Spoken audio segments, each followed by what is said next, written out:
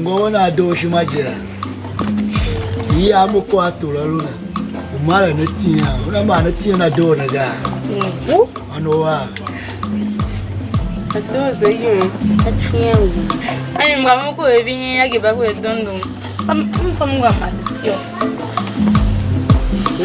masitio wala ma angeje ngandangande la konosi katia wa mutsomo no bakanje wa tsemo Ele mais jogo, ou se tudo maluco. Canga wa, Ono a não igani ngone tsitsa. Não é só quando eu vou Opa dom. Achuli. Yani balu moyo kono balu ntembe. Mahige bolo wati wana. Ela se adon kono ya kwa hapa imekia klasashe gabi. Não, não Maundo ese wasi anna senga noso baweyaga wokuwelenaga kangba wa mutso Olua mai va ver kanye ve buga ve hide ve ye mane buzo aga ele ni ya chane bu Amba la kavi ele jera. Sanba shungi hana Vele shele. Wato. Kava he. Mamba nyiba shina shelu eva hanga Nani wani ka telema ngo mo buye. Ana wayana. Ngu kavu. Duwe ngata sana kamalu. Olua dene dene Eka kawuni mesa mani ye kani kitchen lati Bate ruta. oya os uteka ko ba yanto wasundu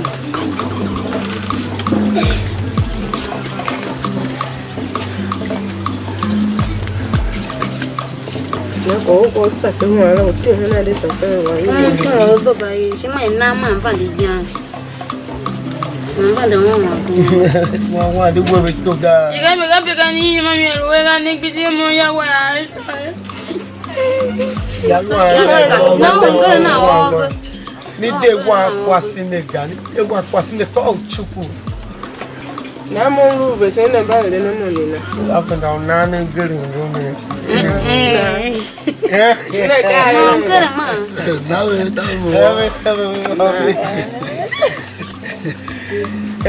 to yawa waye ye shima anu ba gase pa ne ye sa mini je ka pe ni won gwa wo ni ka mare ni won gbanu nurse ka pe ni na won ko ayanga ne ama ba vesin ye mbu vesin Ngu o be mbe ka ji mara chun ro ara woni o to tun ma ha yi shi ko to lu ya lo anshun o de nya ka de wa to le ya bo to ko fa yi Na me ru ba ha onu ni ikule me je. o de na ta ko chuku ka ne fa ilu chuku je pa na Ni ye ye no mo na ha ju. I want to check it out.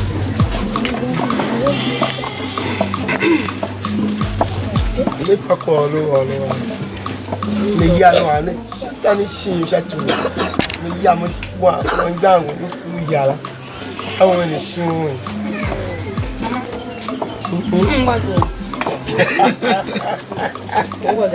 o ya wa ogun le ga Ayo chi bi o do ga da kwa mu shin je. o chuku Na ka ma shun we yi wo shun pa yi wa ba chuku Ko na na ka je ra. wa gbon yan se ma wato Watch you. I want more ban more day, my you mean, my yes, Man, man, away, coach, and TV. I'm because I'm not really no woman, no. I'm looking away. I have a thing it you. My work, why you want work? What you check Yo, young one, you are. I'm done. What do you know? Them away. So I look up by Mamma, why?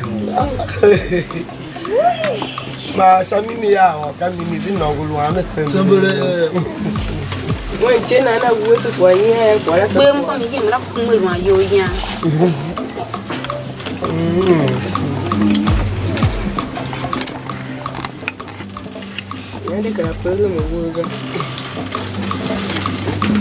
Don't buy ya. Don't let Damn, I can't go sing go one year. Whom we have a good panda. Yeah, Yeah, on over. Call Chukwelune, not by the never yarn. Yana Shima, what of Yana. I hear Chukuhina.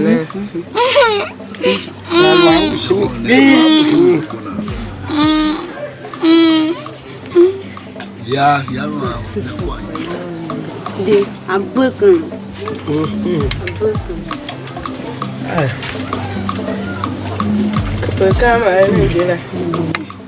Watch you. One call. Found my mother with them a room key and I'm going to put a yak. You are that hot she gave. I need a care of me.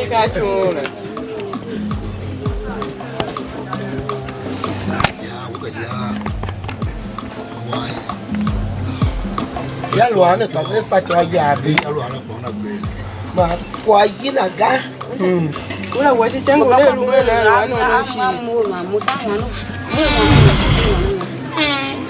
Now, told you, you never know. Who you are not very about to be you in it. You want a car. You want a car. What do you want? I want to walk come a camera, listen by the back there. Go call Kiriki. I have bought a young car. No, you can't. Then you were very young, Pavil.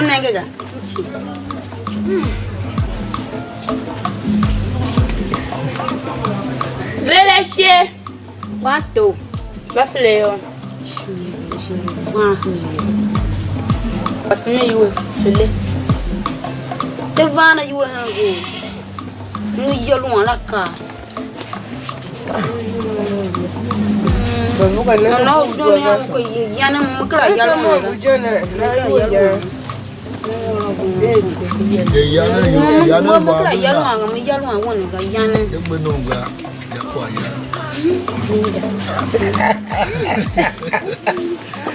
I know about the Shimagika.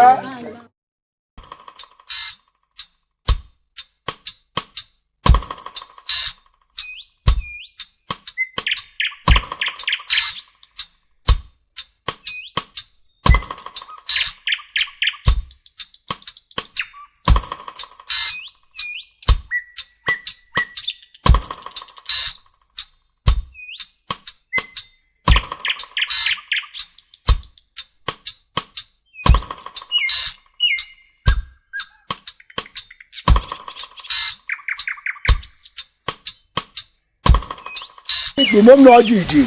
You won't. I'm a quay van it, pretty yo. O could take him of Yavia. What I will bring me. Family qualified your enemy got it more. But Zaki, who carried a big quarter, didn't even come of Yavia, the big quarter, which you need overcome a car. I take them to my bum, shoe, Muga. Muga sugar. Uwe kwamo je kama shaito pa mwele mnawa na sakari to omlaga de zaki anyona hanga uwe kwa zaki je na awuwesega mana de do ma lumo ma pa kawo karo pa mi wi sam kijume kwangu va kema una do humba unenge mi bolu awuwese mona haba heganjia si ile do greshe zabia ati gbo we ka gbeji ga mo achi kpolu elu mo kwa ya mfa kwa mlu ọrụ ya Boa. ito ya se mba gate ihe na ha mfa pe kwa ka re Una he maga. se ka shi ohun gwana mi hin yaga Ngwa. yangala kwa ka o mo sha yango overuto waso mba gate chi me magbenda mo umu ndu krim he mo ngoga Eh? benda mo O du je. aka oluwele unege dion baka ba yange si zuwa si kwa shami mongo la chi zaki uya awon do evo hwe awon guva mo hwe si zuwa ahiri hwe mo e on da va mi la Vo koko. na jiji ma tolu ke ma kre nyomo ke ma la una hu ba don a nyomo ka ku ji mana Kai. gonja kan wa yu kwa zaki Kwa wal mna jiji. Uwe yega. Ko haro wo. Bunja ka ando wasena ha.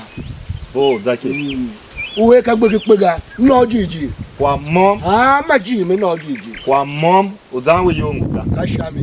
wata ava no tasha vese unhumba se mo nguga Kai. Kwa ma ngla yo ha. Uwe ka ku da ha bo. Ka ba ku pega.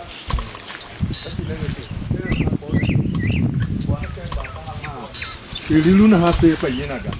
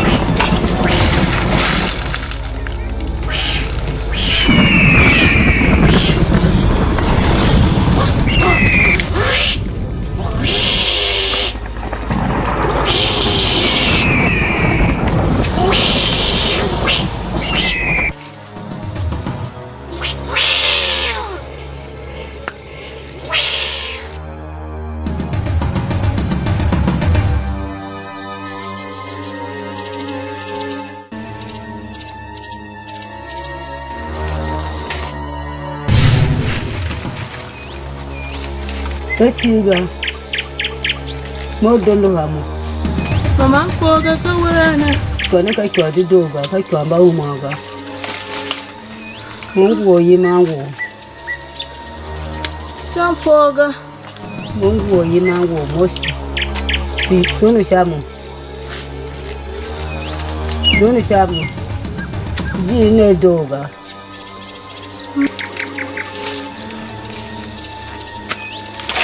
Mungu bande.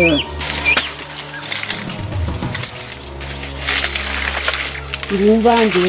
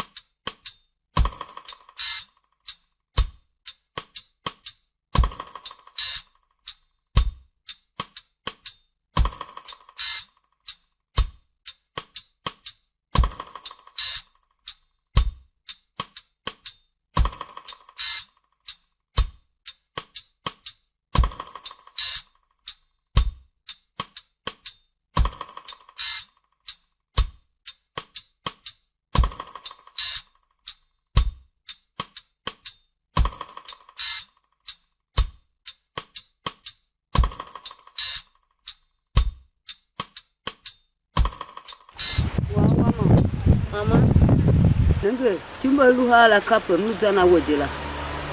Na hangu hondu ya da mawane ya. Ingwana kile. Mama ina mo fo mongu yolo ma ina mo fo ga wonu no so no male ne. Ba jiji ko.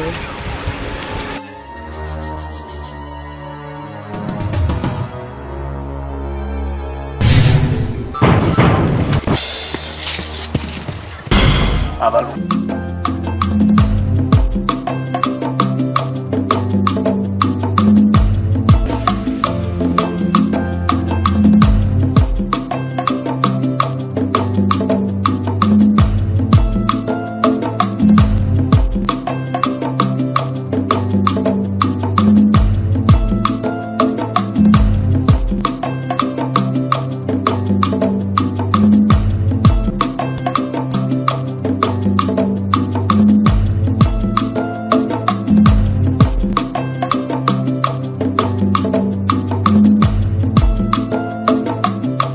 Mama.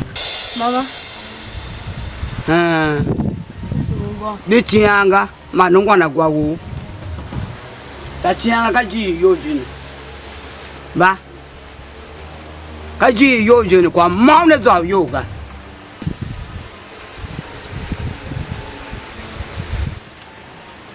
Dichianga manungwa na gwawu.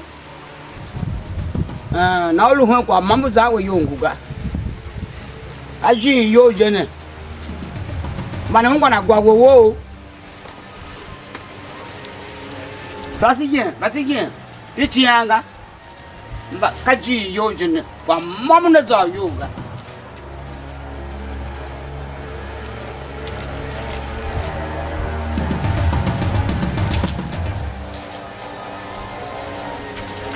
ya Ityanga kwa maana za yo kaji yo jene kwa kone luga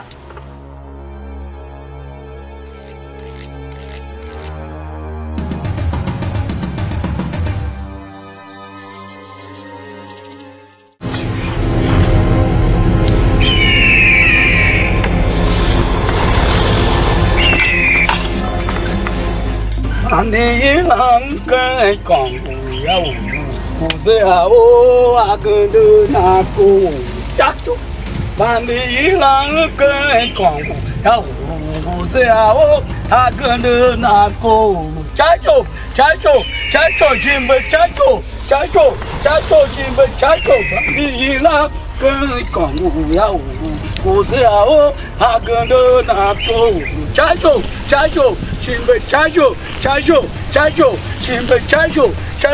jimbe chacho Bandi ilang kai kong yao Kuzeo agende na ko chacho chuchu kru tiri kru yo bwa ma kru che bwa dewe la ko kan e kwa ka kwechi cha e kru kwa ka kwechi cha kru kwa ka kwechi cha e chuchu kru tiri kru yo bwa ma kru che bwa dewe la ko kan wa ezebu nina engojo cho sebu nina to jibe yabe sebu nina kama se abutopa kese dopa albasia ka jama se dojiri Parima me kamna me tote opiano piabo kura giri jako yona sage ka kami ko shamabe ka shama to jibe ko shamabe ngojo ka shamabe sai afka do doji ne sai ato ka kan to ya naga shiga cine bajo ko ga mashala bajo bu wuri wangri to ka shama soja to kitare sojo hitota soja bi ustariya soja bi ustari mesi ka shama tere sai bu ne na sai do ya kama se mimi na ha ka shama naga shiga ko shama sojo to kitare sojo hitota sojo ki bi ustariya sojo ki bi ustari mesi ka shama to shi me ko shama gidan jake yaro ko shama ka naga kwa mamu zan yoga ka kuka ka miya kenan kila jiya to shi be ka kurai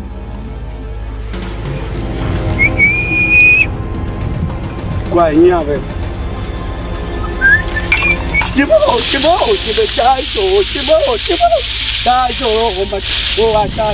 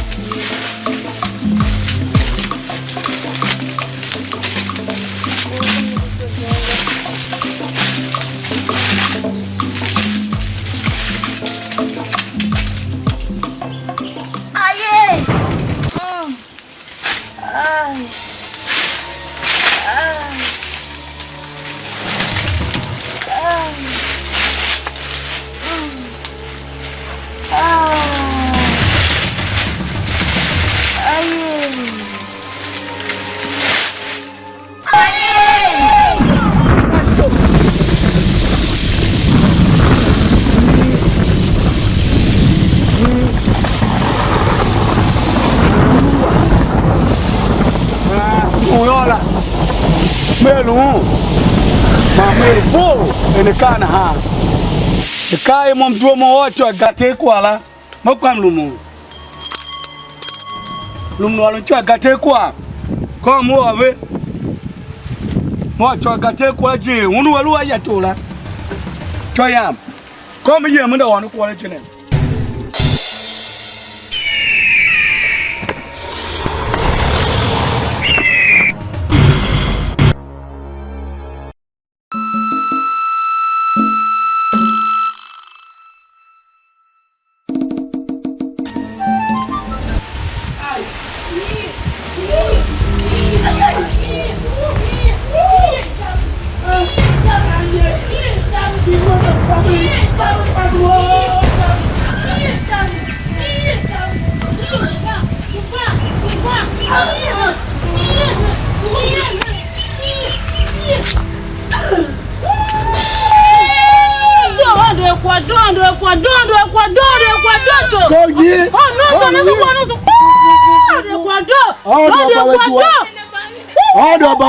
Odo yoko tenezo yo amo ikule ongwa masese okule tenezo yo amo telo kumesha su shayanga uma wachi mchini wagwesha wo odo wa uma okule kwa ro wo amo ongwa masem mama na wale timeka yojuwa odo wa kumesha go wane do yo to me voru kana ha yo to ko Samo yula ndo wa bishi gadia lu wanu kwa kana makazo ta no so luga ni ana odo wa na mo wa no so santo kazo tua kana ya ja class ama shega dugwe wa bie Asinto. jada ka chipo odo ngwa ma se ase kere to la kure za Asinto mo lo ka. ukwe kana ya kia saga odo ngwa se wa do ba we mchiri we gbensha yanga o mawa we kwamo ba yana ku atsaka ona besha wonga ya yanga o mawa chi do chiri we gben Todo anbawa. nado Jena ko don chi yaga. Imasi wonu musu. Ondo babu duwa. Ondo yoko. Ondo shane yavanga. Yang ki wasi mango wasna kala lugaya silu hinya chikono kila ogena to mahama silu pa kila loji ma ko don chi jia ku tin wo se to ma kono kila sisimage ko la sound ma wa yo mfu mu e vile don ga chi nado ngom jene asa we yo na kwa kumasha muga jene kwangula don je kama nyoto munga kwa nyama gba chi emota kwangula sa moyo wala dom suondo pabujua wene se wan gbanu no sura se kwase hige she ti o hige enwe janega ko don chi jia ga wala nungi she singa ni hawo wa chi kama na do wala ba na do ba kuma she se do wala mba ba se do wala mbaba na do kama jini kamo wala ba gede atonga hale kwa ga wato atonyi kahinga ya gede wala duwe sida pinengo wasi si awo so wala mba ba na amimi gudana hala si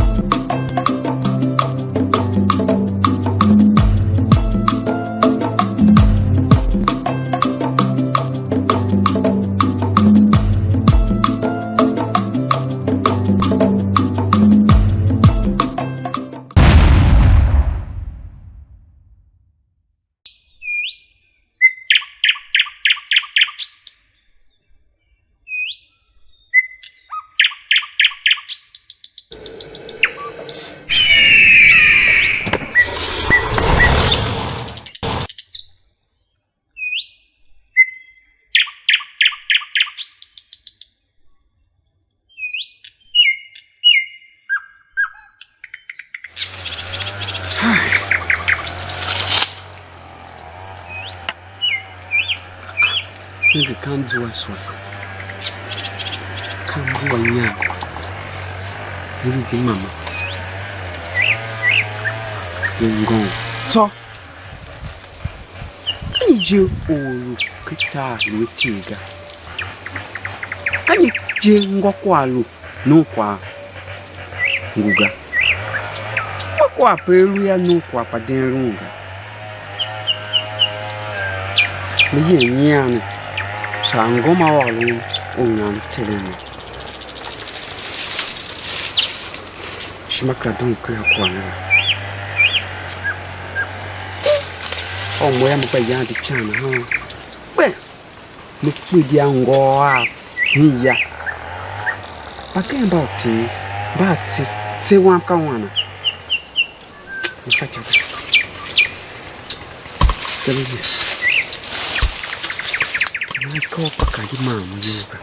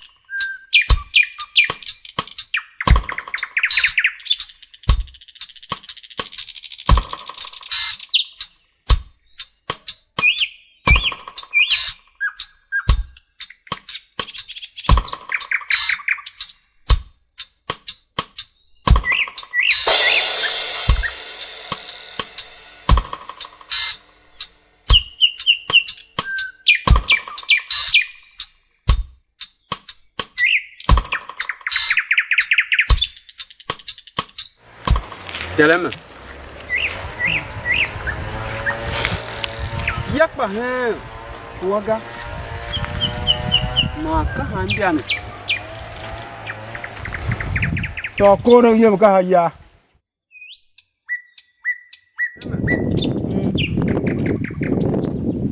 Ya. Na kone waso. Ta ko waga. E ba na muta. Dem waso.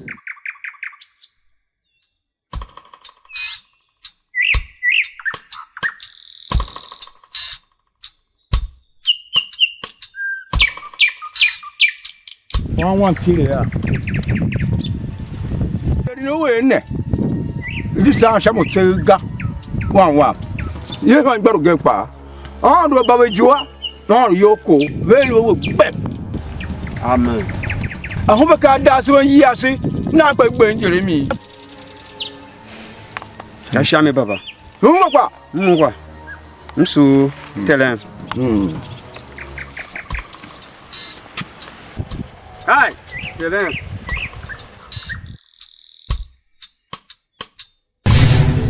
Olha uma cara, bem. Mano. Não, cara, yes, that. Dá pra cá. Espera.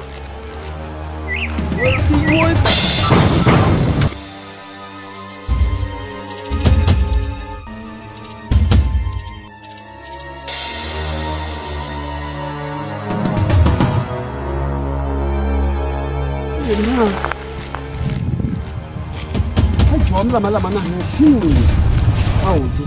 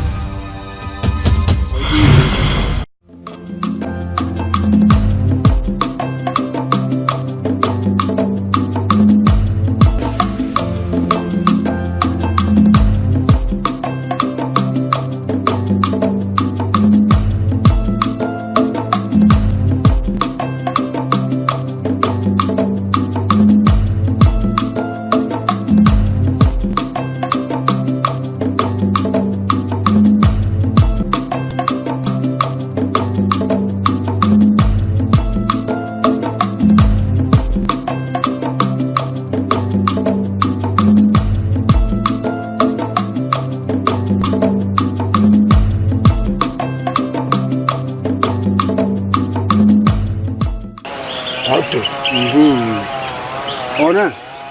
Uza hana. Ya sha. Ma kama ju za wo da hide na ha. Kam za sha. Uda yin. Ita e ko. Bule no nya fele fele. O kra fe wa to lo ba gboda ne ga. Ma e na wa to ba to wa gboda we. Foga. Amba yo ne nam so no tun wa gboda we ga ka o zan de nge yum bu na zan de we pa. Nege. Wo o ne. Wo foi bo wa to ka he ni yanga. Foga. Ni ya ne foi to wa to lu ka ga. Wo fa ko du ko tu uza hana. Wo figa. Ha. Bo na ko ne yo. Amba yo lo ka mo lu ne kwa we jene. Yi like bring. Aduge.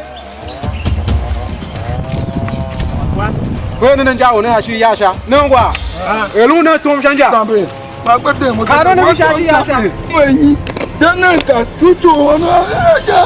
Zabanda ne dana. Bojo ne. Dana mo taka menyi. Bojo ne. Ha bojo ne ka ko ba de ne pe. Bojo. Do ne. Ka faga.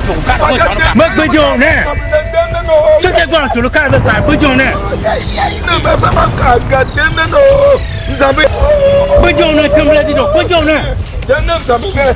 Adwa ki ga tu. Alo bojo ko mo. Le gbe de ko mo na de ne. Yo. Bo na ko ne yo. Bojo ne. Bojo ne. Yo. Ne bojo ko ma de ne. Ne ko ma de ne. Ko ma de ne. Do ne na ha.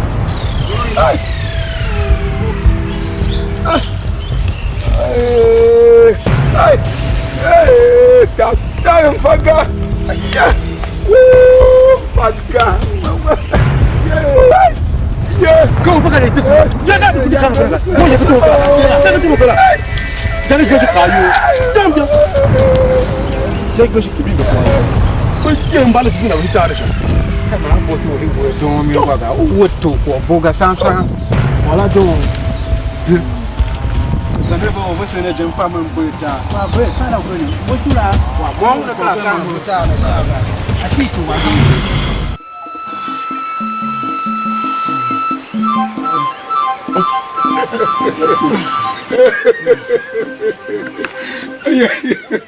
Kilo la. Ai, Zaki. Zaki. Zaki. Zaki. Chongbe akanyi. Chongbe akanyi. Zaki. Awawo. Tozua. Ane kujeme. Wenyi ba yo zwa da ne ai bijo. Ya mukuru. Emo wamtu akuna na mokumo tu akuna naga. Chongbe ngu li ga. Agba tomu. Ba ko o hene ne gba tomu chakwa ne. Ba ko ngu kimi. Ngu li ga sa. Beru kwa mo. Ai na wo ngu ba shagbeda. Ba mai gba na ya wa tu agbeda ro, ma gba na ya ta ibijo. Jọ̀gbọ́n àwọn ọkọ̀ òwú èjì ìlera. Mẹ́kọ́ ọmọ Gàtàkì ẹmọ ọmọ ọ̀tún ọkùnrin nàga àmì ẹ̀ǹgbìjẹ. Ìwádìí wà gbọ́dọ̀ bẹ́ẹ̀ òwú ọ̀ márùn-ún náírà ní gbìjẹ wa. Dàkí mẹ́kọ́ ọmọ ọ̀gá.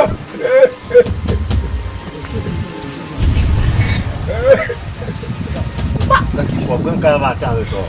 Ìlànà ìjọba rẹ̀. Ka ba ta be mu wana ngwa. Chimti na hamo. Jọ̀gbọ́n à mú mu à. Ó yẹ pẹ̀lú àmọ́ yóò tó wa.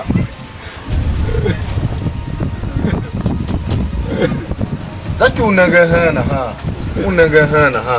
Chongbe ngu li ga. Ko ana na ha ngwa zo wa kito.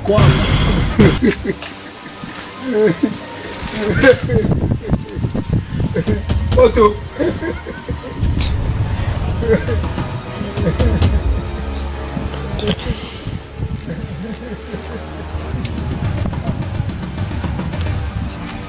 Zaki ka ko lu je mo lo la.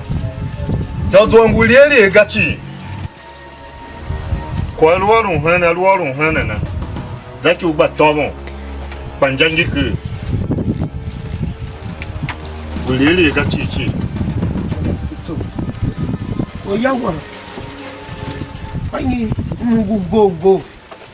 Shaga ayuma. Mmonu vaya. Mtala otamu. Chongba. I'm Liam, shoe yemu. Kwa to manya. Kati yongba. Kwa to. Kati buma kwa. Shenwe fe. Mauduga. Chongba. Ile kwa zwansha kwa monga. Kwa to. Oyaw. Ela chiku walo na ha. Kati yongba. Aka amu yo do agbedi on. Ba nege yo do ayo kwa hinga. Cheke kishima chim fakya we aega gauda do agbena we ote ma na agbedi we. La nem shima. Ah. Nka ma ayem. Bo me la ma yo do. Ma la mi kanye do ami kere. Oyawa. Oyo do ane. Kosi ngi sham. Wane nge gani. Kwa to. Ula ma ayo zuwa shakwa ne pateke anyi kega shachu jongbo ya onwe yo mba hiji na mba de fa kwa be ba lieri ga yo zuwa una luelu ibu shakwa ne paga yo mba hiji na mfa umba hiji ya ka jongbo ya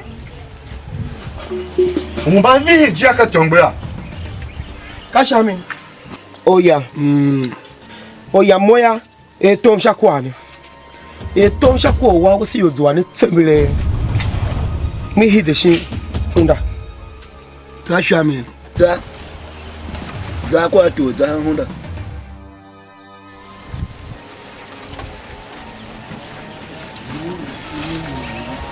Zaki. Unege na ha. Atokwa ne. Pateke anyi kega. Jongbo ya ze. Zaki jongbo ya ze. Atime kwa ne para gbashi unege shashi wo ha. Moko ka pem nege la. Jongbo nguli ga. Ngomba mbeki jwa kwa. Ba de fa jongbo ya ze. Nguli ga. Nguli ga bi de. Akonka na ba ton kwa. Uzu wa choki akere. Ka yelu ga.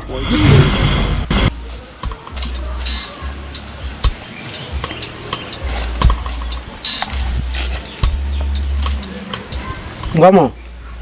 Wawama. Tomato. Msone. Utini lo homo mai kai wo ka mo va twa aje. Wawa pat manjene. Sham.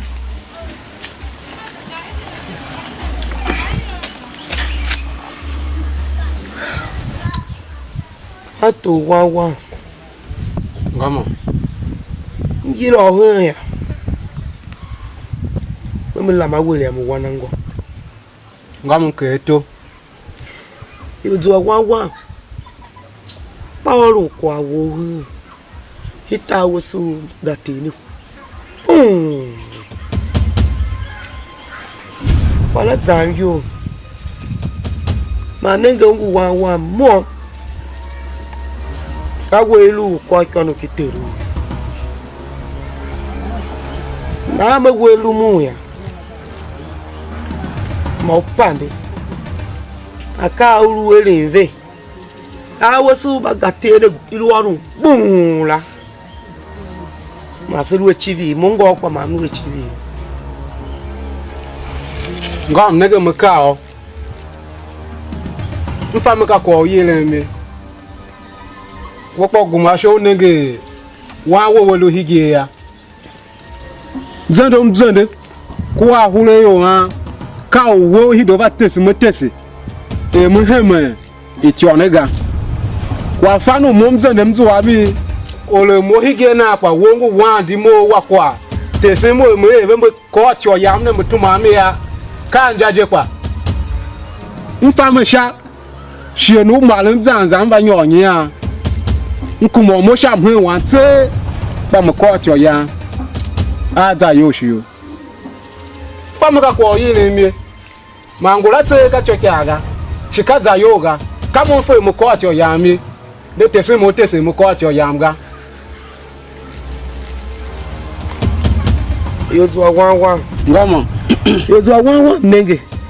kwa mwalu wene kama uwe kwaru kanu kitelu neve mo ngo kwa mutuma hitaru magate ne kpen yo ya ezo wa mo panda yeli ne yo vuluva unu shate yo ne maido ngom nege wongo kwase eluwo mara na chi pa mhenwa ngo poso owo mnenge ne tele mwele ya na de moka mutonga ha tasikaga ezo wa kama maluye na alu emu tesin welu fuka chio kwaru kanu kitelu gaya kakwa bo ngom mo mara mo tse ka kwaga de mo sha owe mara mo ka kwaga o mara ka mimi na o chiwere ngo pa hiya we ni hige ne di tsaya de mo pa mwele yo ha emnege me do mwele wela shie wo so hige ko poso shie wonela nege sha o yawo de mo pa mwele ido mwele la msu ngo ezo wa ma ngomo msu se mu do ngo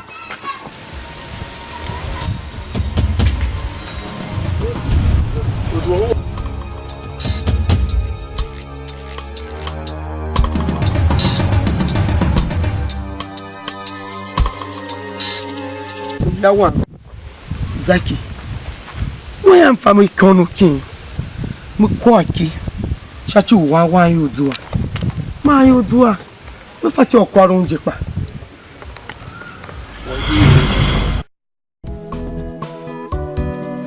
Ido mama asa nanu tinang me ango toje apa ne wala gat nyama kelimga kai mama magava kwa dogo toto manya wala ko ikoga grava hela mana mo wanga je am ya ko aje moto mama kanyi usa ha shiga yumu kai kalu unde gala ugo nyam gala ugo vi ha shina mama mama kwa zanyu kanyi yo lo wa ma kango po kwa zanyu lo na ino kanyi do kawun Kido ya la se wa wo kwa na kuno wa loko do yo la wo muka mufa yega uno wa loko ta mufa awelu no le kuma wa kwa ji emi ya ngande pine kwa ne tuma na titan kana lu tele so fa tele again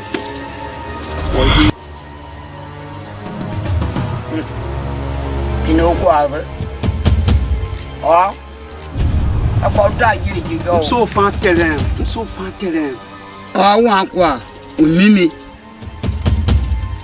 le vi ja ji wa sunga am kam ya ga ashami mama alun ko ji ashami upina jiri ya muka mwalo yanga nuyela ya mole tomku yoto kako ya damu jana Laki kwala shima de jo yo chami gama ko Mundu ile ila tuwe na hatu topi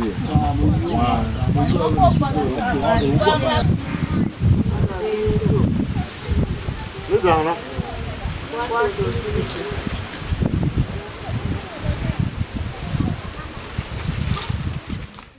Weba. Shido kawe tololu iraye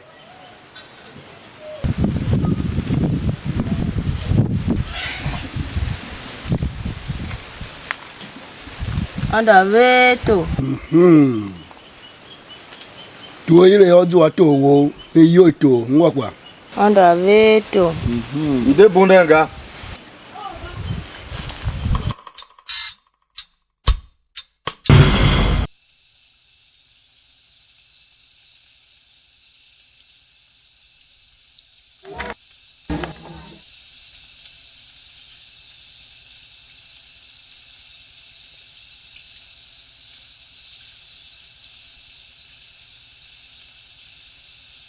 Anda reto. Cuma tu teman.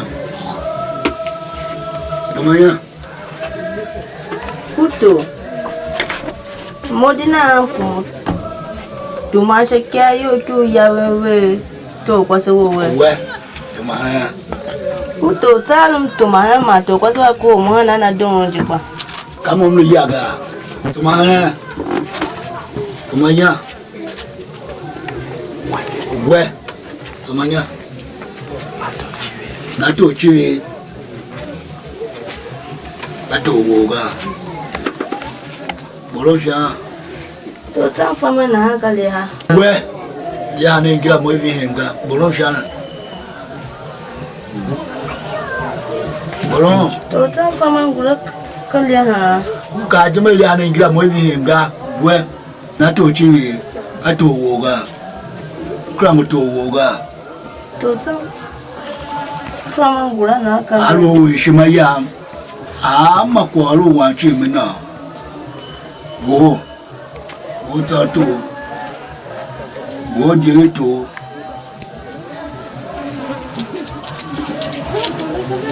Oh, apa kan bau caca.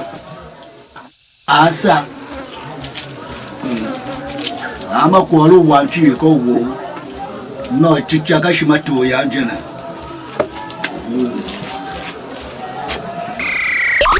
Wa. Apa yen?